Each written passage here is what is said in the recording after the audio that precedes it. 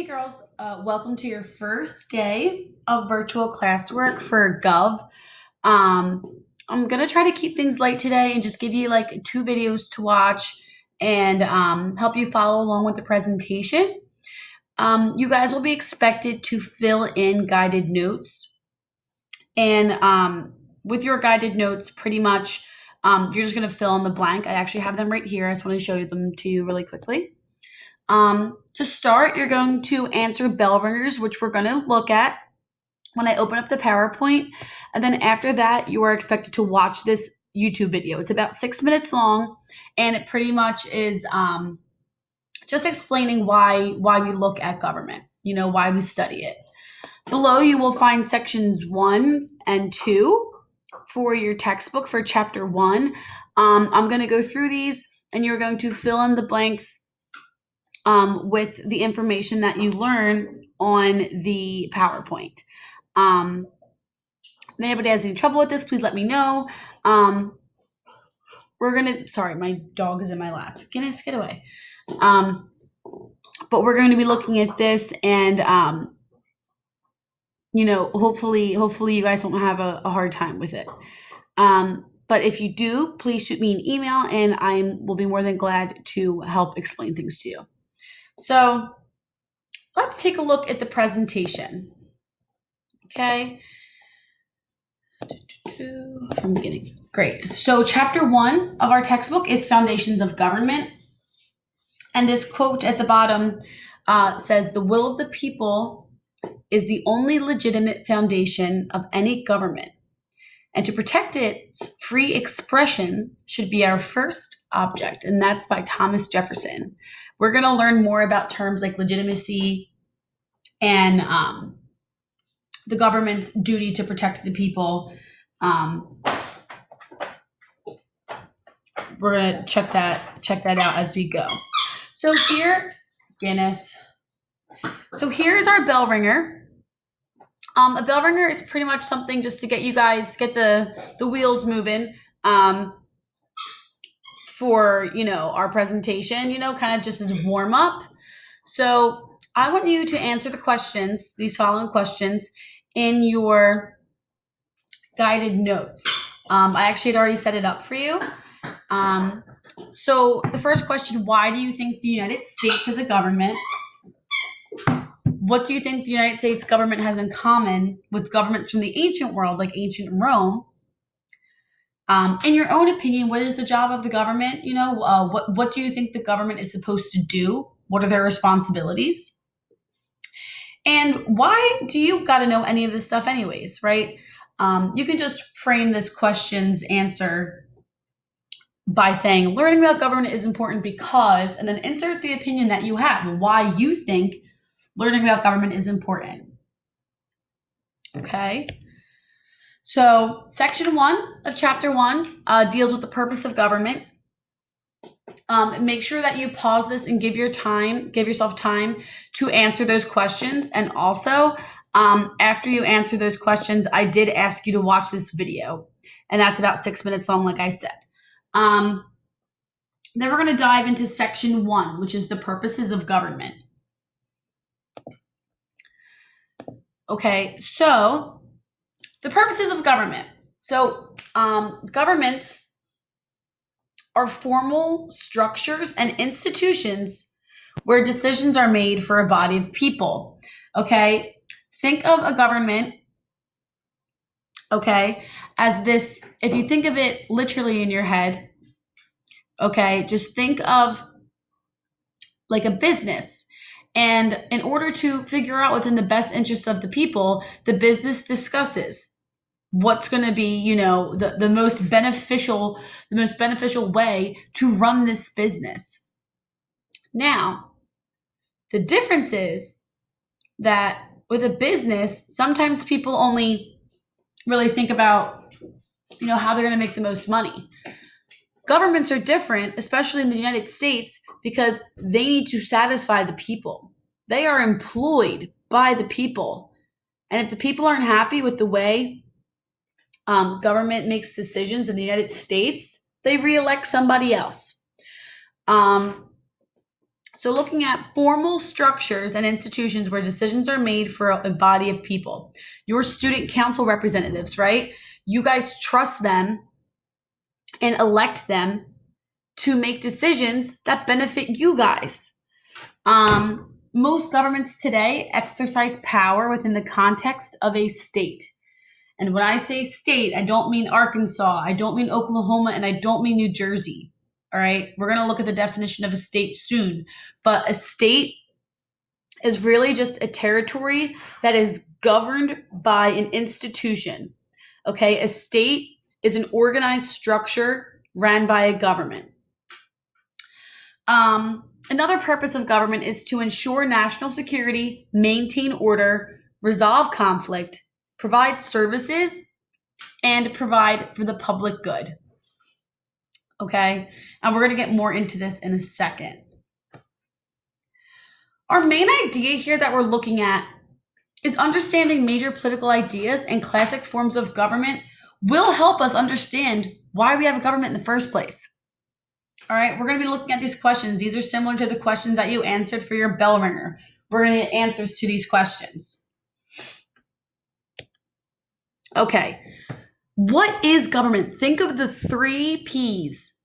People, okay? These people are elected officials with authority, and they have control over others. They are public servants. They are employed by the people to make decisions that will benefit them, okay? And they are put into these positions of power through elections. Because the people choose and elect these individuals to represent them in office, they have authority. And their authority is only valid because the people give them their power. The power is with the people. Okay, so power, right? That's an entire different thing. That is the second P. The legislative branch has the power to make laws. The executive branch has the power to carry out or enforce these laws. And the judicial branch, their job is to interpret the laws and to settle disputes. Policy is the third P, okay? A decision that's made by government in pursuit of a goal. It can be a law, a program, or a set of government actions, right? I'm sure you guys have heard the news, healthcare policy, welfare policy. Pretty much policy is anything that the government decides and puts forth into action, whether it be a law, a program, or what have you. Because of coronavirus, we have the CARES Act, okay? That is considered a policy. That is considered a coronavirus policy. These 3 P's are going to be really important. They are the main components of government. The people, okay, power, and policy. People make up the government, okay? They have authority because they have the power to make laws, carry out the laws and to settle disputes. And policy is the law or program that the government sets forward to help resolve an issue that the public is dealing with. If the public has a problem, it is the government's job to create a policy to help them. When we're looking at a state, okay, a state, like I said, it's not Arkansas, it's not New Jersey. A state is a political unit with the power to make and enforce laws over a group of people living within a defined territory. Okay, so this, like I said, doesn't refer to just states. This is talking about any political unit. Okay, this can be a country. This can be pretty much any defined territory, right? Any defined line of land that is run by a group of people. All right, and here are the characteristics of a state. Population is the first one, and we're not talking about the number of people. We're just talking about the people that live in a defined territory. Okay, we're talking about the people that populate an area. So the population of the United States is Americans. It's not the number. It's not 6 point however many billion, right? It's just people. Territory is clearly defined and recognized borders. So, in order for a state to truly be a state, it has to have a defined territory. The United States territory stretches northeast as far as Maine and south as far as Florida and Texas, and northwest as far as Washington. The government, right?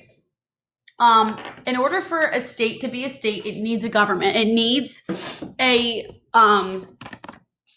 governing body that issues and enforces rules for the people that live within the territory. Okay, if everybody's running around in this land, it's not really considered a state, because there has to be a group of people that exercise power over another group of people. The government must be recognized from within and by other nation states and the international community. So if we're looking at a group that has just recently overcome the people in its territory, if a radical group had actually attacked a city and killed the king or killed the president, that's not necessarily a government. Okay, governments have to be recognized from within the international community, or else they're not considered legitimate, and the authority is not legitimate.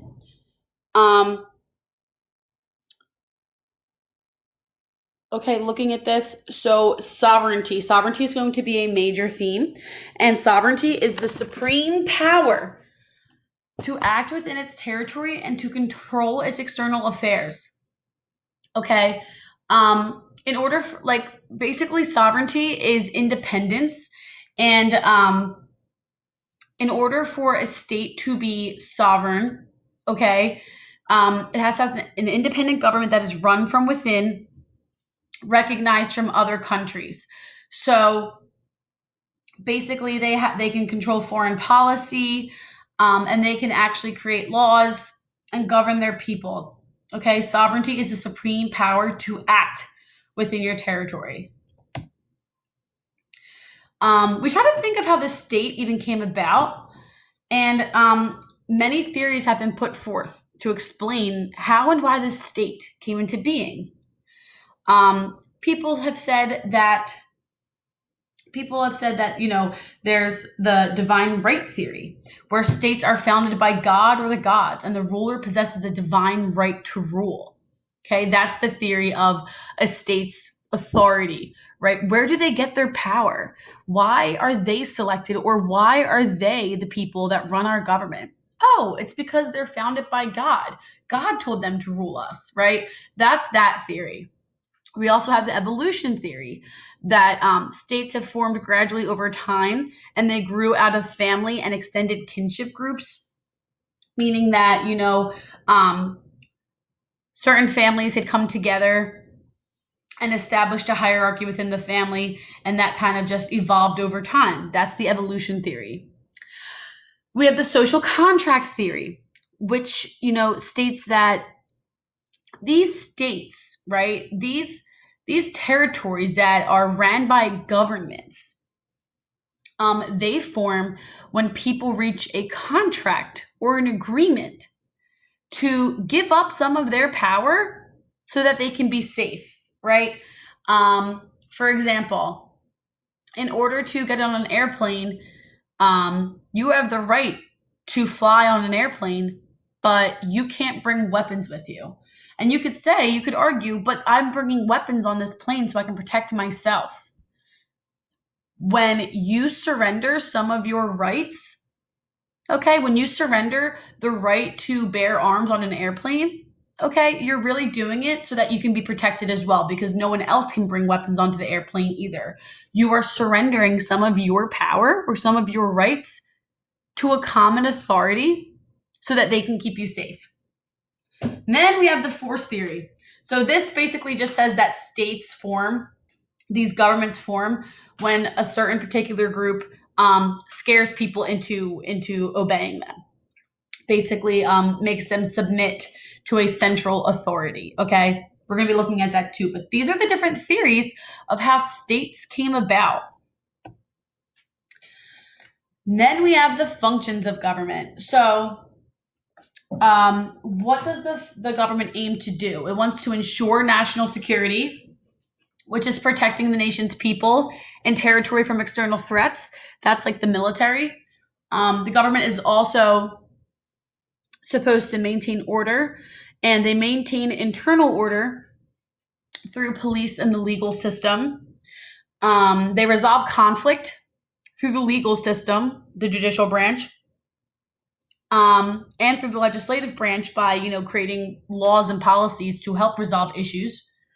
The government is meant to provide services, and these range from, education to public transportation.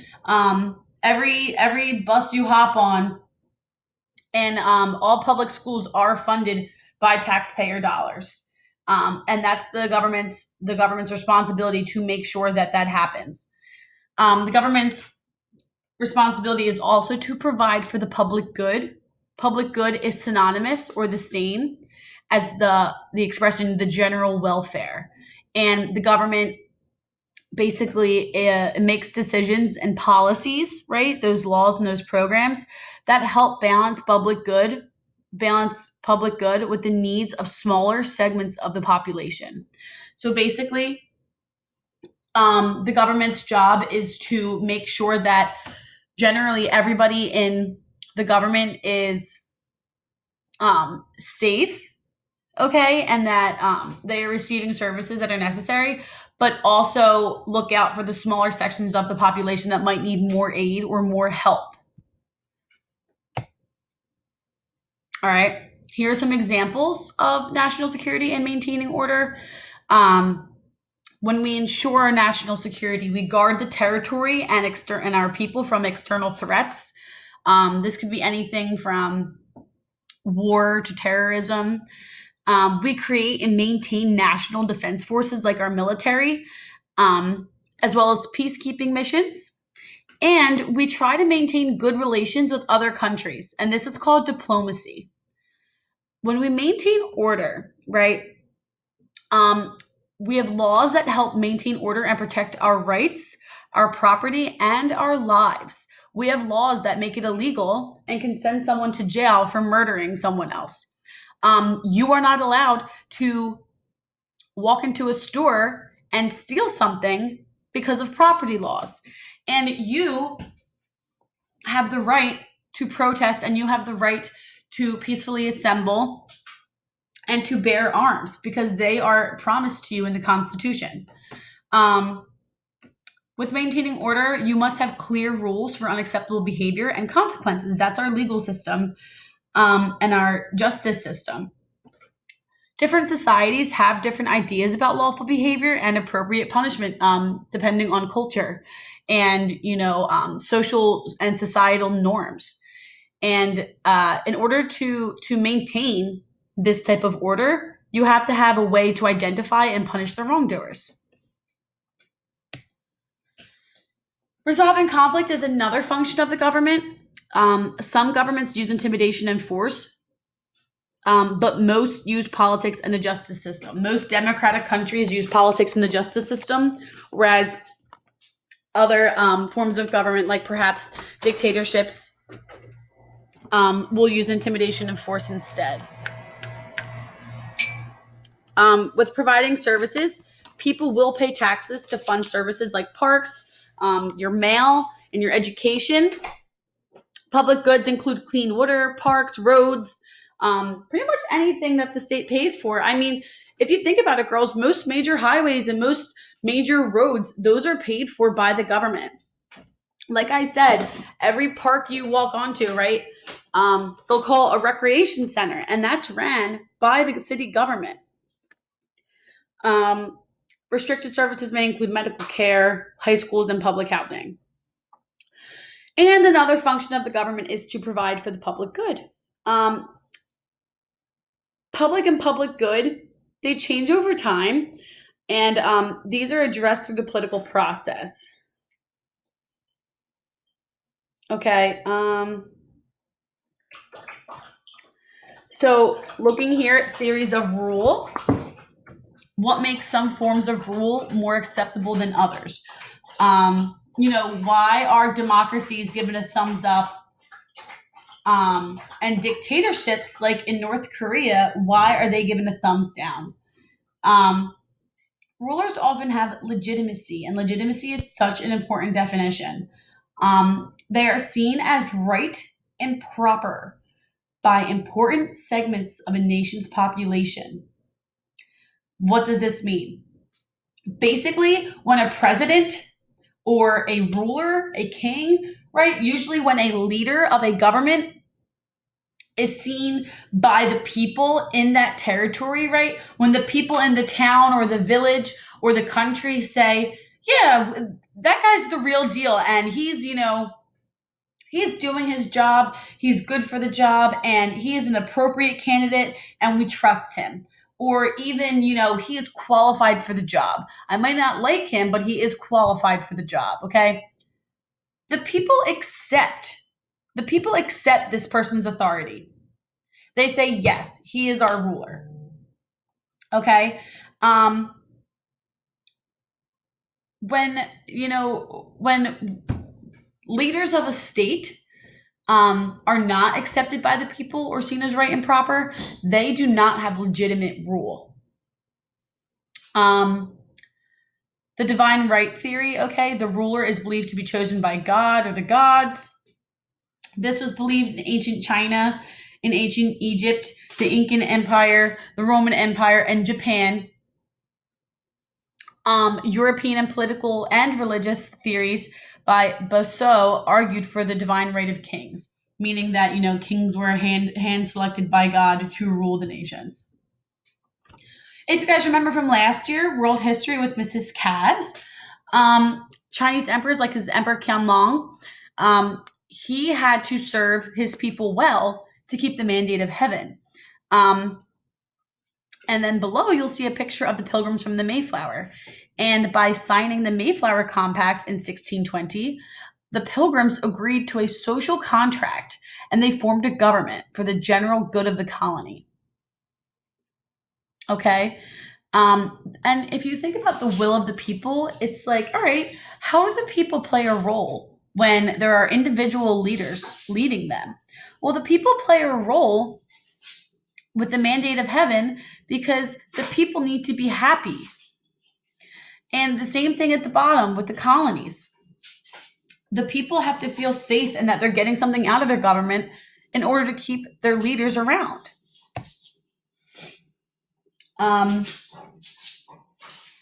Natural law and natural rights. Natural law is a system of rules that are derived from the natural world. And natural law binds citizens and rulers together. And they all possess natural or human rights. Every single human being possesses a natural or human right. And these are life, liberty, and property. This is supported by philosophers dating all the way back to Aristotle, Cicero, Augustine, and Thomas Aquinas. My favorite is the social contract theory. And this theory stated that governments formed when people agreed to submit to state authority in return for protection and support. This is going back to the example of the airplane, right? You're agreeing to give up some of your rights in order for everyone to be safe on this airplane. You give up some of your rights for protection. The government is only legitimate as long as the power is given to the state. If a tyrant comes and overthrows a government and then tries to be like, hey, I'm the king now, everybody listen to me. No, that is not legitimate. Power is only legitimate when the people give you the power. When they say, yep, we like you, we think you're great for the job, you go right ahead and lead us because we think that you are right and proper. We are giving you the authority. You are a legitimate ruler because the people are recognizing you as the ruler of them. And political scientists and philosophers such as Hobbes, Locke, and Rousseau, who are my absolute favorite, the trio, they contributed to the social contract theory. And this is John Locke right here. He's my favorite. He's framed in my classroom. He lived during one of the most turbulent political and intellectual periods in English history. During his lifetime, Locke saw great change, conflict, and experiment in governmental institutions. These included debates over religious tolerance and the English monarchy being abolished and later restored, that culminated in the Glorious Revolution and the beginning of the end of the absolute power of the monarchy in Britain. One of the most influential thinkers of his time, Locke was an inspiration to the framers of the Constitution. In particular, the framers took notice of Locke's social contract theory that we talked about and his views on natural rights, like life, liberty, and the pursuit of happiness, like I mentioned. Locke believed that people were naturally good and that they formed governments in order to preserve the public good. He thought that people were good people and they wanted order and they wanted law. And he thinks that the people decided, hey, how about we get people together to rule us so that we can make sure everybody stays in line and that we can all be good. So according to Locke, the government had a duty to protect its citizens' natural rights to life, liberty, and the pursuit of happiness. If these people were going to be in power, they have to do their job and protect the people. We're not going to answer this question right now, and we're actually going to wrap it up.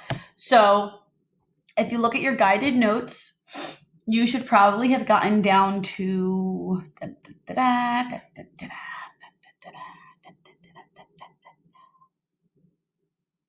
nope, not there.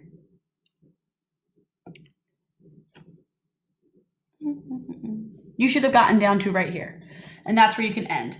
So what I'll ask you to do is I'll ask you to save this, your chapter 1 guided notes, and you can up here make sure that you save the document and that you put your name on it when you submit it.